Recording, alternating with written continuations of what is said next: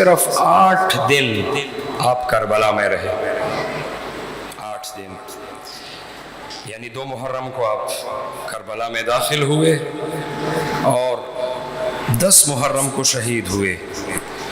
ان 8 دنوں میں انبیاء کا سلسلہ جو ہزاروں سالوں پہ پھیلا ہوا ہے وہ سمٹ کے نظر آتا ہے۔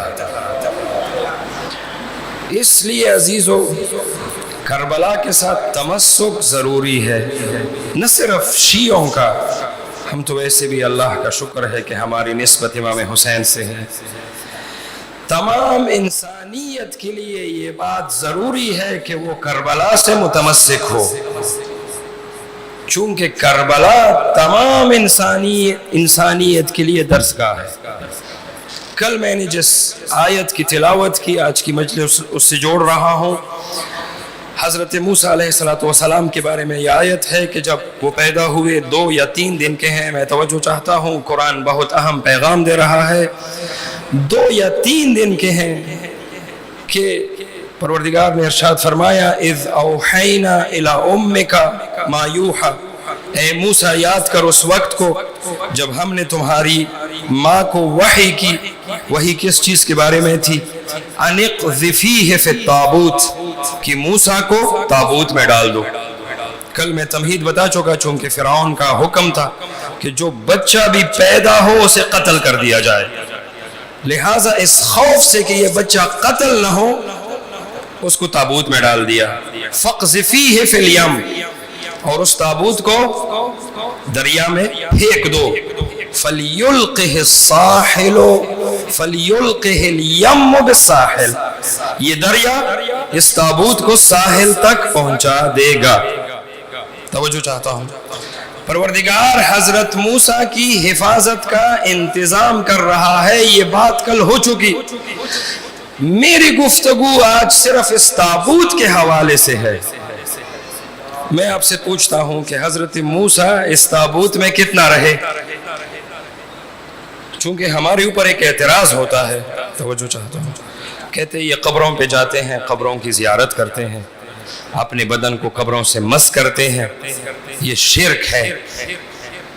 بعض لوگوں کو شوق ہوتا ہے اعتراض کرنے کا، یہ شرک کرتے ہیں۔ ارے میں اس ممبر کی قسم کھا کے کہتا ہوں کہ جو توحید ہمارے پاس ہے وہ دنیا میں کسی کے پاس نہیں ہے۔ جو توحید جناب امیر نے نہج البلاغہ میں بیان کی ہے وہ کہیں نہیں ہے۔ لہٰذا اگر کسی نے توحید کا در سیکھنا ہے تو وہ علی کے در پر آئے۔ تھوڑی سی بات ہو گئی، شرک کا فتویٰ لگا دیا، یہ کافر ہے۔ کفر کا فتویٰ تو ایسے ہم پر لگاتے ہیں، یہ تو قیامت کے دن پتہ چلے گا کون کافر ہے۔ میری آج کی گفتگو صرف اس تابوت کے حوالے سے ہے۔ حضرت موسیٰ کی ماں کو کیا حکم ہوا؟ موسیٰ کو تابوت میں ڈال دیجئے۔ اب تابوت میں موسیٰ کتنا رہے؟ میں آپ سے سوال کرتا ہوں۔ یہ تو نہیں کہا جا سکتا کہ موسیٰ تابوت میں پورا 1 دن رہے، چونکہ بچہ ہے، بھوک لگتی ہے، ہو سکتا ہے تابوت میں چند لمحے رہا ہو، چند لمحے، میں کہہ دیتا ہوں 1 گھنٹہ رہا ہو۔ اب اس تابوت کے بارے میں سنیں قرآن کیا کہہ رہا ہے۔ یہ تابوت لکڑی کا بنا ہوا تابوت جس میں حضرت موسیٰ چند لمحے رہے، اس تابوت کو خدا نے کیا مقام دیا یہ قرآن بیان کر رہا ہے۔ قرآن کیا کہہ رہا ہے اس تابوت کے بارے میں؟ بنی اسرائیل کی قوم نے اپنے نبی سے کہا کہ ہمارے مد مقابل کچھ ظالم ہیں جو ہم پر ظلم کرتے ہیں، لہٰذا ہمارے لیے کوئی بادشاہ مقرر کرو تاکہ ہم ان ظالموں کے ساتھ جنگ کریں۔ پروردگار عالم نے طالوت کو بادشاہ مقرر کیا۔ جب بادشاہ مقرر ہوئے تو اب آیت کہتی ہے، توجہ چاہتا ہوں، اِنَّا آیَةَ مُلْكِهِ أَنْ يَأْتِيَكُمُ التَّابُوتُ، کہتے ہیں حضرت طالوت کی سچائی کی، بادشاہی کی نشانی یہ ہے کہ تم لوگوں کے پاس ایک تابوت آئے گا۔ ظاہر لفظ کا ترجمہ بتا رہا ہوں کیا نشانی ہے حضرت طالوت کی سچائی کی کہ یہ خدا کی طرف سے مقرر ہوا ہے کہ تم لوگوں کے پاس ایک تابوت آئے گا. اس تابوت میں کیا ہے؟ فیہ سکینۃ من ربکم. یہ تابوت تم لوگوں کے دلوں کو سکون فراہم کرے گا. بھئی خدا سے کہو نا براہ راست سکون عطا کرے. خدا کہہ رہا ہے یہ تابوت تم لوگوں کو سکون عنایت کرے گا. اس کے بعد کیا کہا؟ وَإِنَّ فِي ذَلِكَ آیَةً لَكُمْ إِن كُنتُم مُؤْمِنِينَ. اس تابوت میں تم لوگوں کے لیے نشانی ہے اگر تم لوگ صاحب ایمان ہو. اب میرے ساتھ رہیے. اس تابوت کے بارے میں کتنی باتیں ذکر کی پروردگار عالم نے. سب سے پہلی بات کہ یہ تابوت حضرت طالوت کی سچائی کی دلیل ہے. دوسری بات کیا ذکر کی کہ اس تابوت سے تم لوگوں کو سکون ملے گا، اطمینان ملے گا. یہ تابوت تمہارا حوصلہ بڑھائے گا. تیسری بات کیا کی کہ تم لوگ اس تابوت میں خدا کی نشانی تلاش کر سکتے ہو اگر صاحبان ایمان ہو. روایات میں ذکر ہوا ہے، توجہ چاہتا ہوں کہ یہ وہی تابوت ہے جس میں حضرت موسیٰ کو رکھا گیا تھا. وہ تابوت جس میں حضرت موسیٰ کو چند لمحے کے لیے رکھا گیا، خدا نے اس کو اتنا بابرکت بنایا کہ وہ ایک نبی کی سچائی کی دلیل بن گیا. جس میں نبی چند لمحے رہے، وہ ایک نبی کی سچائی کی دلیل بن گیا. اب میں آپ سے سوال کر رہا ہوں، میرے ساتھ رہیے گا آخری انسان تک جو بیٹھا ہوا ہے، کہ وہ تابوت جس میں موسیٰ چند لمحے رہے وہ کسی نبی کی سچائی کی دلیل بن سکتا ہے، تو اس قبر کا کیا کہنا کہ جس میں رسول خدا برسوں سے پڑے ہوئے ہیں. وہ قبر متبرک نہیں ہوگی. موسیٰ صرف چند لمحے رہے ایک تابوت میں، اس کو اللہ نے اتنی برکت عطا فرمائی کہ وہ ایک نبی کی سچائی کی دلیل بن گئی. تو جہاں رسول خدا 1400 سال سے پڑے ہوئے ہیں، جہاں آپ کا جسد خاکی رکھا ہوا ہے، عزیزو جہاں امام حسین کا جسد مبارک اسی طرح سے پڑھا ہوا ہے جیسے شہید کر دیے گئے تھے، کیا اس قبر میں برکت نہیں ہوگی؟ آپ نے قرآن کو صحیح انداز سے پڑھا ہی نہیں ہے. یہ قرآن کا قانون ہے کہ جو چیز نبی کے ساتھ، ولی کے ساتھ، امام کے ساتھ نسبت پیدا کر لیتی ہے وہ پاک ہو جاتی ہے. ایک درود پڑھے محمد و آل محمد پہ.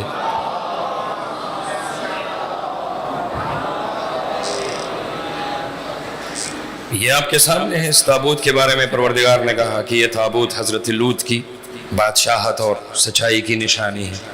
میں ایک اور دلیل ذکر کر کے اپنی تقریر کی آخری منزلوں کی طرف بڑھوں گا.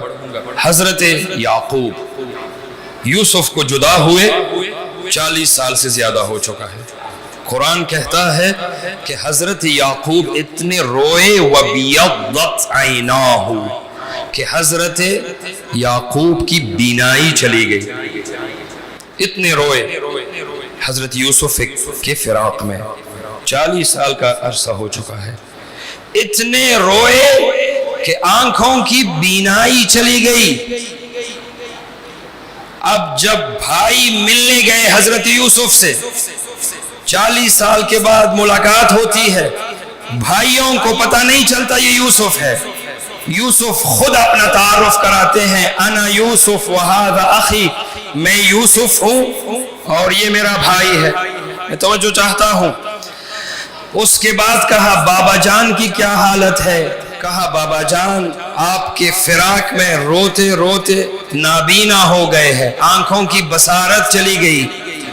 اب جو لوگ ہم پر شرک کا فتویٰ لگاتے ہیں ان کے لیے اس آیت میں غور و فکر کرنے کی بہت ضرورت ہے. جب حضرت یوسف نے یہ بات سنی ان کو دعا کرنا چاہیے تھی نا، پروردگار میرے والد گرامی کی آنکھوں کی بینائی چلی گئی، میں دعا کرتا ہوں کہ وہ بینائی پھر سے واپس آ جائے۔ حضرت یوسف نے دعا نہیں کی، حضرت یعقوب نے بھی دعا نہیں کی، حالانکہ اگر نبی دعا کرے تو وہ دعا خدا کی بارگاہ سے رد نہیں ہوتی۔ حضرت یوسف نے کیا کہا؟ قرآن کی آیت پیش کر رہا ہوں۔ حضرت یوسف نے کہا اذهبوا بقمیصی ھذا، میری اس قمیص کو لے جاؤ۔ کون بیمار ہے؟ نبی۔ دوسرا نبی کیا کہہ رہا ہے؟ اذهبوا بقمیصی ھذا، میری اس قمیص کو لے جاؤ۔ حضرت یوسف کہہ رہا ہے فَأَلْقُوهُ عَلَى وَجْهِ أَبِي، اس قمیص کو میرے بابا جان کے چہرے سے مس کر دو۔ آپ کو شاید بات کی سمجھ نہیں آئی۔ کہا میری اس قمیص کو لے جاؤ۔ کس کا قمیص ہے؟ حضرت یوسف۔ کس کے لیے قمیص منگوائی جا رہی ہے؟ ایک نبی کے لیے۔ کہا میری اس قمیص کو لے جاؤ اور یہی قمیص میرے بابا جان کے چہرے پہ ڈال دو۔ فائدہ کیا ہے؟ یات بصیرہ، میرے بابا جان کی بصیرت واپس آ جائے گی۔ درود پڑھے محمد و آل محمد پہ۔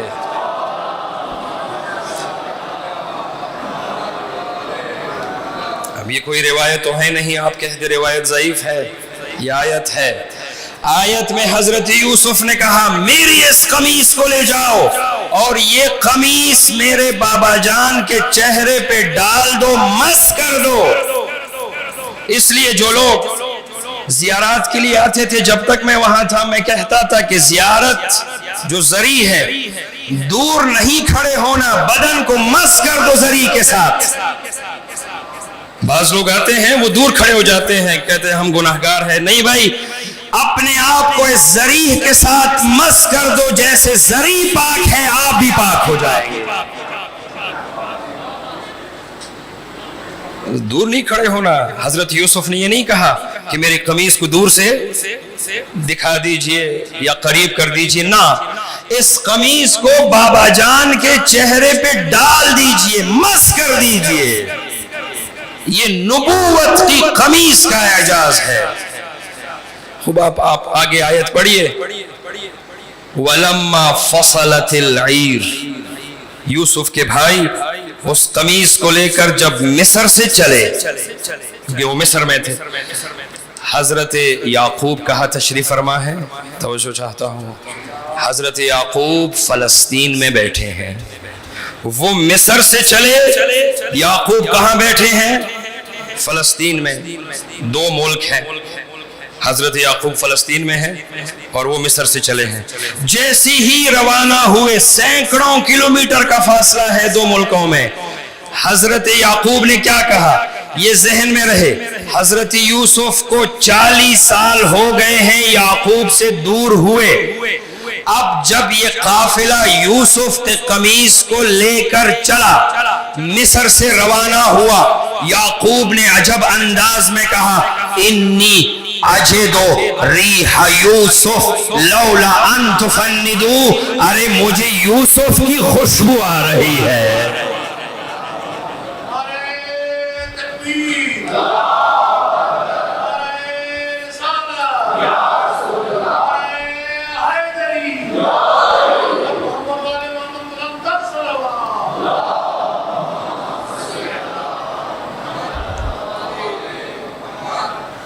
سینکڑوں کلومیٹر کا فاصلہ ہے، سینکڑوں کلومیٹر۔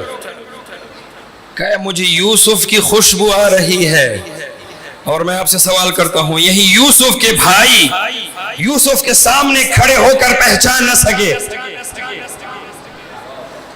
لیکن نبی سینکڑوں کلومیٹر کے فاصلے پر 40 سال ہو گئے ہیں یوسف کو کھوئے ہوئے۔ خوشبو۔ اچھا ایک اور عجیب بات ہے، خدا نے قرآن میں یہ لفظ نہیں ذکر کیا ہے کہ میں یوسف کی خوشبو سونگ رہا ہوں، یہ نہیں کہا ہے، کہا یوسف کی خوشبو کو پا رہا ہوں۔ بڑا فرق ہے دونوں میں۔ سونگھنے میں غلطی ہو سکتی ہے، پانے میں نہیں ہو سکتی۔ 40 سال ہوئے ہیں یوسف کو کھوئے ہوئے، قرآن نے لفظ اجدو استعمال کیا ہے۔ اجدو عربی زبان میں اس کام کے لیے استعمال ہوتا ہے جس کام کے بارے میں آپ کو یقین ہو۔ مثلا یہ میز میرے سامنے پڑی ہے تو میں کہتا ہوں اجدو طاولہ، میز میرے سامنے پڑی ہے۔ لیکن اشم کہتے ہیں سونگھنے کو۔ ہو سکتا ہے ایک انسان کسی چیز کی خوشبو محسوس کرے، ہو سکتا ہے دوسرا وہی بیٹھا ہو محسوس، لیکن جہاں کہا پا رہا ہوں۔ اب میں یہاں آپ کو ایک جملہ دینا چاہتا ہوں، جو لوگ کہتے ہیں کہ نبی ہم جیسا ہے، یوسف کے بھائی یوسف کے سامنے کھڑے ہو کر نہیں پہچان سکے چونکہ نبی نہیں تھے،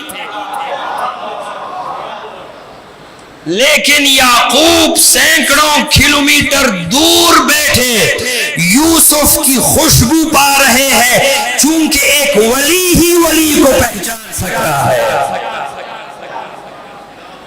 ایک ولی ہی ولی کو پہچان سکتا ہے۔ کہا میں یوسف کی خوشبو پا رہا ہوں۔ ایک روایت ہے، تاریخ نے اس روایت کا ذکر کیا عجب انداز سے۔ کہا ایک دفعہ امام صادق علیہ الصلوۃ والسلام، درود پڑھے ذات پاک پر،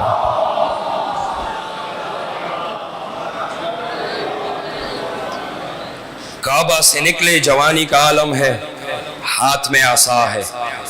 امام ابو حنیفہ نے عصا کو دیکھا تو کہا کیا آپ تو جوانی کی حالت میں ہیں، عصا تو بوڑھے اٹھاتے ہیں، آپ کو عصا اٹھانے کی کیا ضرورت ہے؟ سوال درست ہے، ہم نے بھی دیکھنا تھا تو یہی سوال کرنا تھا۔ امام نے بڑا اچھا جواب دیا، کہا یہ عصا میرے جد رسول اللہ کا عصا ہے، میں نے اس کو اس لیے اٹھایا ہے تاکہ اپنے آپ کو متبرک رکھوں۔ اب میں آپ سے پوچھتا ہوں، اگر آپ کے سامنے یہ کہا جائے کہ جو چیز ہے یہ رسول خدا کی ہے، سب کی خواہش ہوتی ہے کہ دوڑ کر اس چیز کو چوم لے، اس کا بوسہ لے۔ اب جب ابو حنیفہ نے یہ سنا کہ یہ رسول خدا کا عصا ہے تو ایک دفعہ دوڑ پڑے تاکہ عصا کو چوم لے، لیکن امام نے ایک عجیب انداز سے ایک بہت ہی خوبصورت پیغام دیا۔ عصا کو پیچھے رکھا، اپنا ہاتھ آگے بڑھایا، کہا بوسہ لینا ہے تو یہاں لو، یہ خون رسول ہے۔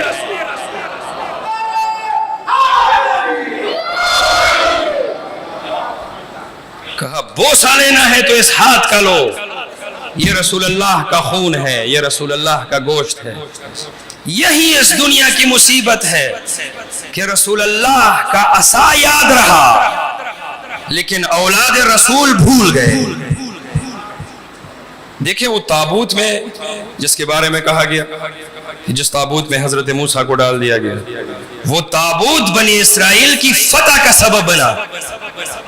اور یہاں پر آپ نے قمیص یوسف کے بارے میں دیکھا، اور قرآن آگے کہتا ہے کہ جب بشیر آیا فَأَلْقَاهُ عَلَى وَجْهِهِ، تو وہ قمیص حضرت یوسف کا وہ حضرت یعقوب کے چہرے پہ ڈال دیا۔ حضرت یعقوب خود ایک نبی ہے، لیکن جیسے ہی قمیص کو ڈال دیا فَارْتَدَّ بَصِيرًا، بینائی واپس آ گئی، بینائی واپس آ گئی۔ اب یہ سوال ہر ایک انسان کے ذہن میں اٹھتا ہے کہ وہ قمیص جو یوسف نے پہنی تھی، اور وہ قمیص جس قمیص کی وجہ سے، اور دیکھیں ایک اور چیز دیکھیں، یہ خداوند متعال کا عجیب قدرت ہے، عجیب نظام قدرت ہے۔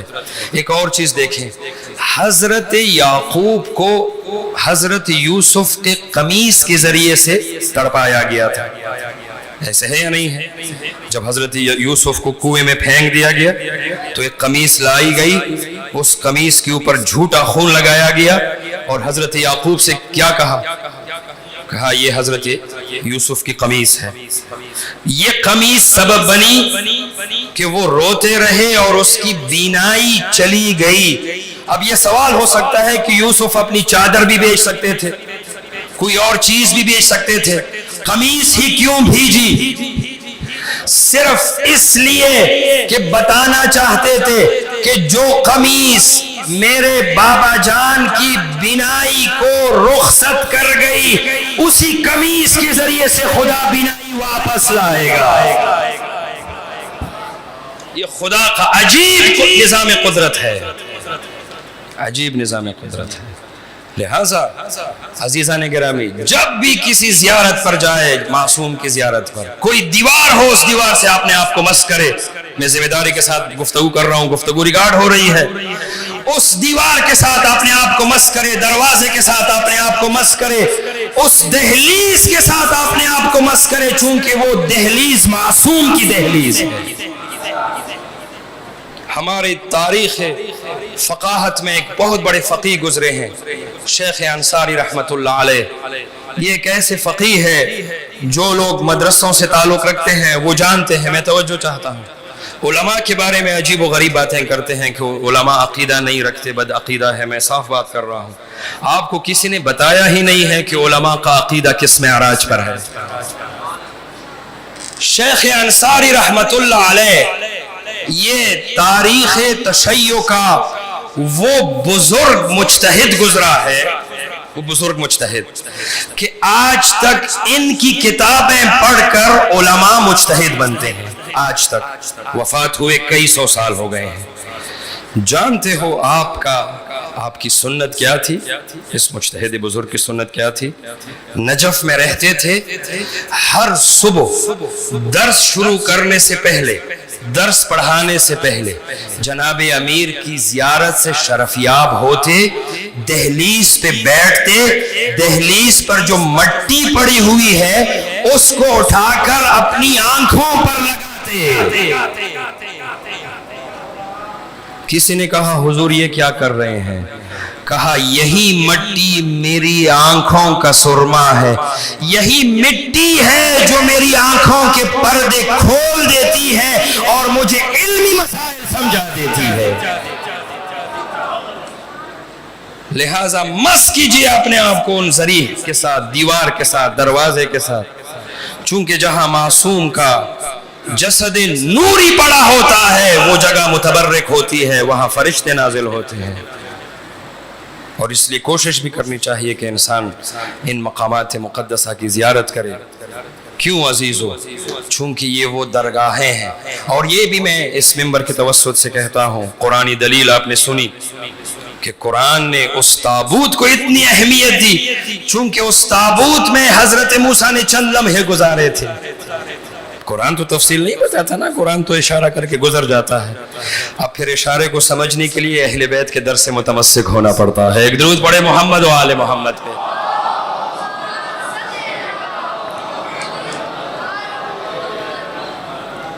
عزیزو، جب بھی زیارت عتبات مقدسہ کی زیارت حاصل ہو، مقامات مقدسہ کی، اس کا دیوار، اس کی دیوار، کھڑکی، دروازہ، دہلیز، ذریع، جو چیز بھی ملے اس کے ساتھ آپ نے آپ کو مس کیجئے۔ یہ سنت یعقوب ہے۔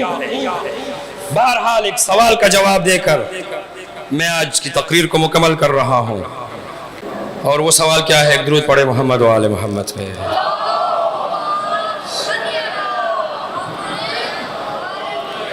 ہر کسی کے ذہن میں یہ سوال آتا ہے کہ وہ قمیص جس کی وجہ سے حضرت یوسف کو شفا ملی، وہ قمیص کدھر ہے؟ آخر اس قمیص کو خدا نے محفوظ رکھنا ہے۔ چھٹے امام سے کسی نے پوچھا، جب یہ آیت پڑھی امام کے سامنے، اس کو تعجب ہوا کہ اس قمیص سے یعقوب نبی کو شفا ملی، تو وہ قمیص کہاں ہے؟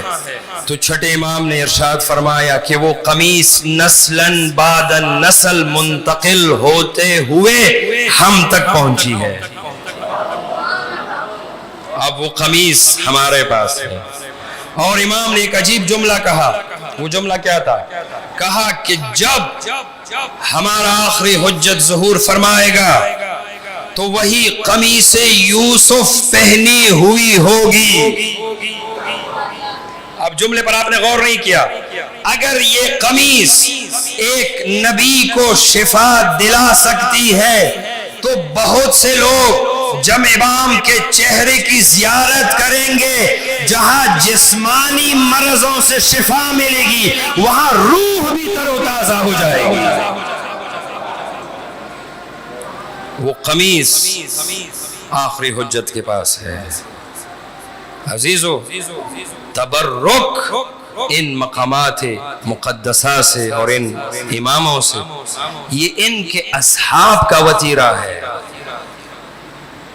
اور میں ایک صحابی کی بات کر کے اپنی گفتگو کو ختم کر رہا ہوں، میرا وقت مکمل ہو رہا ہے. اس صحابی کا نام آپ کو اندازہ ہو جائے گا بغیر یہ کہ میں اس کا نام بتاؤں. مدینہ کے گلیوں نے ایک عجیب منظر دیکھا. وہ منظر کیا ہے کہ امام حسین کا بچپنا ہے. امام حسین جہاں جہاں سے گزرتے ہیں، جہاں پاؤں کے مبارک نشان پڑتے ہیں، ایک اور بچہ آتا ہے، اس مٹی کو اٹھاتا ہے اور اپنی آنکھوں پہ لگاتا ہے. اس بچے کو آپ بھی جانتے ہیں، ہم بھی جانتے ہیں. تاریخ نے اس بچے کا نام حبیب ابن مظاہر لکھا. امام حسین کے بچپن کا ساتھی. نبی کریم سے کسی نے پوچھا کہ یا نبی اللہ، میں نے کل آپ کو دیکھا کہ اس بچے سے آپ بڑا پیار کر رہے تھے، یہ بچہ کون ہے؟ کہا میں نے اس بچے کو بارہا دیکھا ہے کہ امام حسین جہاں سے گزرتے ہیں یہ وہاں کی خاک اٹھا کر اپنی آنکھوں پہ لگاتے ہیں. تو کہتے ہیں کہ جو میرے حسین سے اتنی محبت کرتا ہے میں اسے کیوں محبت نہ کروں. عزیزو آپ جانتے ہو اگرچہ یہ مصائب کا مقام ہے، انسان کے مراتب بہت سے مرتبے ہیں. ہر مرتبہ محبت اہل بیت کی وجہ سے ملتا ہے. جتنی آپ کے دل میں حب محمد و آل محمد ہوگی اتنا ہی اللہ آپ کو مقام عنایت فرمائے گا. یہ حقیقت ہے، میں ذمہ داری کے ساتھ کہہ رہا ہوں. کہا میں اس بچے کو کیوں پیار نہ کروں؟ یہ بچہ جہاں جہاں سے میرا شہزادہ گزرتا ہے یہ اس خاک کو اٹھا کر اپنی آنکھوں میں ڈالتا ہے. اور کیوں نہ ہو، چونکہ حبیب نے خود رسول خدا کو دیکھا ہے کہ وہ امام حسین کو کبھی ہونٹوں پہ بوسہ دیتے ہیں، کبھی گلے پہ بوسہ دیتے ہیں. حبیب نے خود دیکھا ہے کہ امام حسین کو رسول خدا نے اپنے کاندھوں پہ اٹھایا ہوا ہے. اور حبیب نے یہ بھی دیکھا ہے کہ جب عید کے روز آپ رسول خدا کے کاندھے پہ سوار ہیں تو کہنے والے نے کہا کہ کتنی اچھی سواری ہے. رسول خدا نے کہا یہ بھی تو دیکھو سوار کتنا اچھا ہے. نظر سواری پر ہے، سوار پر نہیں ہے. لہٰذا عزیزو جب امام حسین کربلا کی طرف سفر شروع ہوا، علماء میں اختلاف ہے لیکن میں مشہور روایت کا ذکر کروں گا. کہتے ہیں کہ امام حسین نے ایک خط لکھا حبیب کو. اللہ اکبر، یہ تاریخ ہمارے بچوں کے لیے بہت ضروری ہے. اچھا عجیب مقام ہے حبیب کا، ذرا سمجھنے کی ضرورت ہے. 10ویں رات عاشور کی رات، یہی امام علی مقام ہے جو شمع بجھا کر کہتے ہیں کہ جس نے جانا ہے وہ چلا جائے. اور یہی امام ہے کہ جو کوفے سے حبیب کو بلا رہے. اس حبیب کا کیا مقام ہے؟ خط لکھتے ہیں، خط کا عنوان بڑا عجیب ہے. الی رجل الفقیہ حبیب ابن مظاہر، کوفے کے فقیہ کے نام کہ جو حبیب ابن مظاہر ہے. میں آپ سے کہتا ہوں اگرچہ مصائب کی منزل ہے، جس کو امام فقیہ کہے وہ کیسا فقیہ ہوگا. اور اس فقیہ نے ہمیں ایک درس بھی دیا ہے. وہ درس کیا دیا ہے؟ کہ فقیہ وہ ہوتا ہے کہ جو اپنے زمانے کے امام کے ساتھ مل کر ظالم کے خلاف جہاد کرے، وہ فقیہ ہوتا ہے. الی الرجل الفقیہ. میں یہ خط فقیہ کو، کوفہ کے فقیہ کو لکھ رہا ہوں. آپ نے اس لفظ پہ غور نہیں کیا. امام حسین فقیہ کا لقب دے رہے ہیں حبیب کو.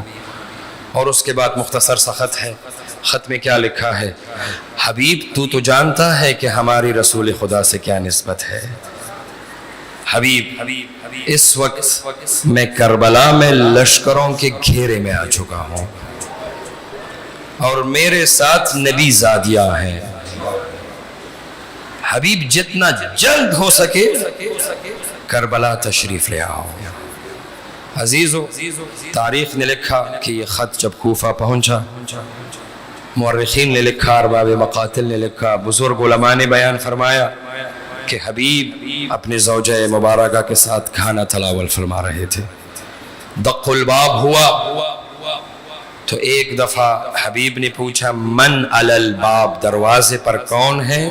جواب آیا انا برید الحسین، میں حسین کا بھیجا ہوا قاصد ہوں.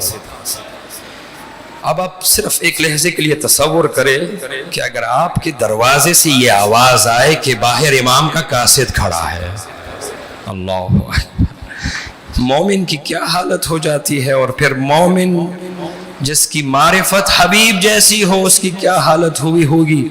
کامتے ہوئے بدن کے ساتھ اٹھے، دروازے پر گئے، خط کو لیا، سب سے پہلے اس قاصد کے ہاتھ چومے، چونکہ ان ہاتھوں میں امام حسین کا خط ہے. پھر خط کو چوما، آنکھوں سے لگایا، خط پڑھا، خط کے مضمون کو سمجھا. بیوی نے پوچھا، بیوی بھی بہت مومنہ ہے، حبیب امام حسین نے خط میں کیا لکھا ہے؟ کہا مجھے کربلا بلایا ہے. کہا حبیب پھر کیا ارادہ ہے؟ اب حبیب چاہتا ہے کہ اپنی زوجہ کا امتحان لے. کہا میں نہیں جانا چاہتا، چونکہ اگر میں چلا جاؤں ہمارے گھر کو برباد کر دیا جائے گا، تم بیوہ ہو جاؤ گی، بچے یتیم ہو جاؤ گے.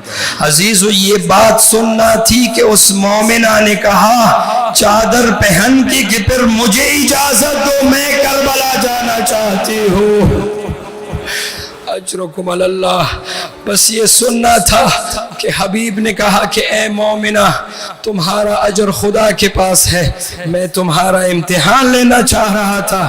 یہ کیسے ہو سکتا ہے کہ زہرا کا لال بلائے اور حبیب نہ جائے؟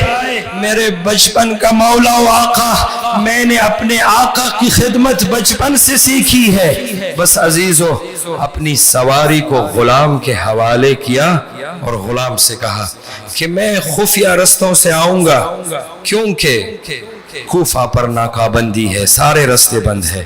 عزیز و تاریخ نے ایک عجیب منظر لکھا. حبیب کو پہنچنے میں ذرا دیر کیا ہوئی کہ حبیب کا غلام گھوڑے سے کہتا ہے کہ پریشان نہ ہو، اگر حبیب نہ آیا تو میں تیری پشت پہ سوار ہو کے کربلا جاؤں گا اور آقا حسین کی مدد کروں گا. حبیب نے یہ جملے سنے اور ایک دفعہ کہا واہ غربتا، حسین پہ کیا وقت آ گیا ہے کہ غلام بھی مدد کرنے کے لیے جا رہے ہیں. اللہ اکبر، اجرکم اللہ. بس عزیزو، یہاں پر امام حسین اپنے لشکر کو ترتیب دے رہے ہیں. وہ لشکر ہی کتنا لشکر ہے، 72 افراد پہ مشتمل ہے، لیکن امام حسین نے ایسے ترتیب دی ہے جیسے لشکر کو ترتیب دیا جاتا ہے، اور اسلحے کو تقسیم کیا جا رہا ہے. ایک اسلحہ ہے، اس پر ایک صحابی کی نظر پڑی، کہا مولا یہ مجھے دیجئے. امام حسین نے پرنم آنکھوں سے کہا کہ میں کوفے سے آنے والے مہمان کا انتظار کر رہا ہوں، یہ اسلحہ میں نے اسی کو دینا ہے. بس عزیزو، ایک دم کوفہ کی طرف سے گرد اٹھی. امام حسین نے آواز دی عباس، علی اکبر، قاسم، اٹھو استقبال کے لیے جاتے ہیں، کوفہ سے میرا بھائی حبیب آ رہا ہے. اللہ اکبر. یہ اہل بیت آگے بڑھے. حبیب امام حسین کے مقام کو جانتا ہے. جب دیکھا کہ امام حسین استقبال کے لیے آ رہے ہیں تو ایک دفعہ اپنے آپ کو گھوڑے سے گرا دیا، دوڑ کے امام حسین کے قدموں میں سر کو رکھا، کہا زہرا کی جانی، میں آپ کا خادم ہوں، آپ کو زیب نہیں دیتا کہ خادموں کا استقبال کرے، میں بچپن سے جانتا ہوں آپ کی خدمت کیسے کرنی ہے۔ اللہ اکبر۔ امام حسین نے آپ کا ہاتھ اپنے ہاتھوں میں لیا، خیمہ گاہ کی طرف چلے گئے۔ جیسے ہی خیموں میں پہنچے، خیمے کا پردہ الٹا، ایک کنیز باہر آئی اور کہا حبیب علی کی بیٹی زینب سلام کہہ رہی ہے۔ اللہ اکبر۔ اجرکم علی اللہ، اجرکم علی اللہ۔ واقعاً یہ بہت سخت مرحلہ ہے۔ حبیب نے تڑپ کر کہا ارے یہ وقت بھی آنا تھا کہ خادموں پر زہرا کی بیٹی سلام کہہ رہی ہے۔ اللہ اکبر۔ میں کیسے بیان کروں؟ بس عزیزو، دو روایتیں اور آپ کی زحمتوں کو تمام کر رہا ہوں، میری ہمت بھی ختم ہو رہی ہے۔ یہی حبیب ہے جو امام حسین سے کیسے عشق ہے۔ عزیزو، عاشور کی رات ہے۔ ایک دفعہ بی بی زینب نے کہا، بی بی زینب کو امام حسین سے محبت ہے اور عجیب محبت ہے۔ بی بی زینب کی یہ کوشش ہے کہ کربلا میں سب شہید ہو لیکن حسین بچ جائے۔ اپنے بھائی سے کہتی ہے بھیا کیا آپ نے اپنے اصحاب کو آزمایا ہے؟ کیونکہ بی بی کے دل میں خوف ہے کہ ایسا نہ ہو کہ یہ اصحاب امام حسین کو چھوڑ دے۔ کہا بہنا میں نے اپنے اصحاب کو آزمایا ہے۔ یہ بات حبیب نے سنی۔ اللہ اکبر۔ یہ بات حبیب نے سنی، ایک دفعہ تلوار سونت لی، سارے اصحاب کو جمع کیا، بی بی کی خیمہ کے سامنے تشریف لائے، تلواروں کو گردنوں پہ رکھا، کہا بی بی حکم دیجئے ابھی اپنی گردنوں کو تن سے جدا کر دیتے ہیں۔ یہ حبیب کا ایمان ہے، یہ حبیب کا امتحان ہے۔ اللہ اکبر۔ یہ کیسا منظر ہے۔ بی بی نے کہا مرحبا، بی بی نے دعا دی۔ بس عزیزو، عاشور کا دن، حبیب ابن مظاہر آگے بڑھے، زخمی ہوتے چلے گئے۔ تاریخ نے لکھا کہ بڑھاپا ہے لیکن 80 سے زیادہ اشقیاء کو واصل جہنم کیا، چونکہ دل میں عشق حسینی ہے۔ زخمی ہوتے چلے گئے، سواری پر جھول رہے ہیں اور وہاں سے عجیب انداز میں کہا آقا حسین حبیب کا آخری سلام قبول کیجئے۔ حسین آگے بڑھے، تیزی کے ساتھ پہنچے، حبیب کی روح پرواز کر گئی تھی۔ امام حسین نے عجیب مرثیہ پڑھا، یا اللہ میری اس قربانی کو قبول کیجئے۔ بس عزیزو، آخری منزل 11 محرم کو یہ قافلہ جب کوفہ کی طرف روانہ ہوا، جب کوفہ پہنچا تو حبیب کا ایک بیٹا ہے قاسم ابن حبیب، اس کی نظر اپنے باپ کی سر پر پڑی۔